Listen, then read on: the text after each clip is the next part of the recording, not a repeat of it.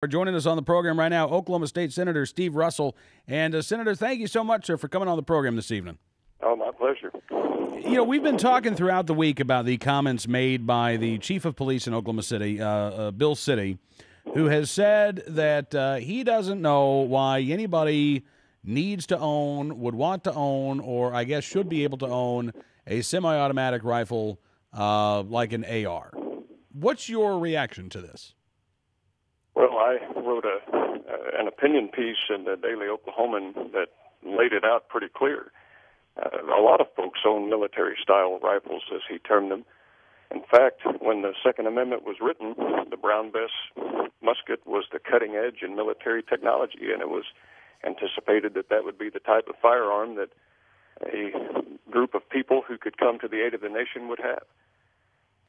Camp Perry in the turn of the last century, you see the Directorate of Civilian Marksmanship, even today, allowing the sale of military-style weapons to promote marksmanship and a number of other sporting uses. Mm-hmm.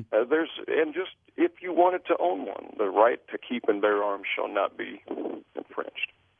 Have you heard from the chief at all after your comments were published?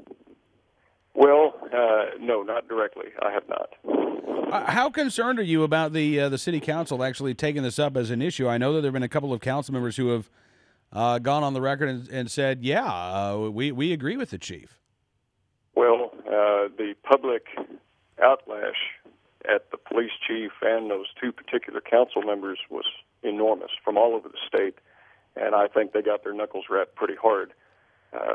There are hundreds of thousands of legitimate weapon owners that own ARs in the state of Oklahoma and use them for quite legal purposes. And the other thing I pointed out is that you have serving military that might own these weapons to maintain shooting proficiency, even though they might be semi-automatic. You've got law enforcement that will own them for the same reason. And then you just have law-abiding folks. My 17-year-old son owns one that we built together, and it was a gift to him. But he's not a criminal, and neither am I. Well, no, absolutely not. And I got to tell you, somebody who grew up in Oklahoma City and spent several years on the radio there, I'm shocked that this has even come up. I was really surprised.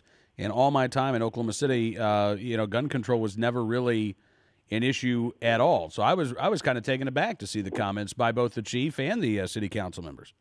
What we're finding more and more is that the educational elites, spurred on with opinionated law enforcement officials, as we've had really a political pendulum swing much more favorable towards firearms. Before, it was never an issue. Mm-hmm. But over the last 30 or 40 years in the state of Oklahoma, we've seen people propose laws that restrict them further and further.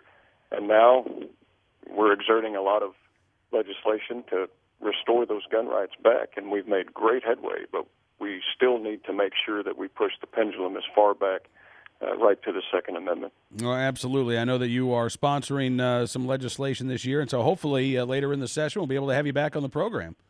Well, I appreciate it, and appreciate the support of folks out there. We have some very good legislation and some controversial issues, whether or not people would be allowed to defend themselves with concealed carry permits on college campuses is a very contentious issue right now. And then our open carry law proposal, which we nearly got passed last year, although it had a lot of restrictions on it, and we'll have a much cleaner bill this year, hopefully, with the new governor that will be able to get signed. All right. Well, again, Senator, I can't thank you enough, sir, for joining us this evening, and look forward to talking to you again soon.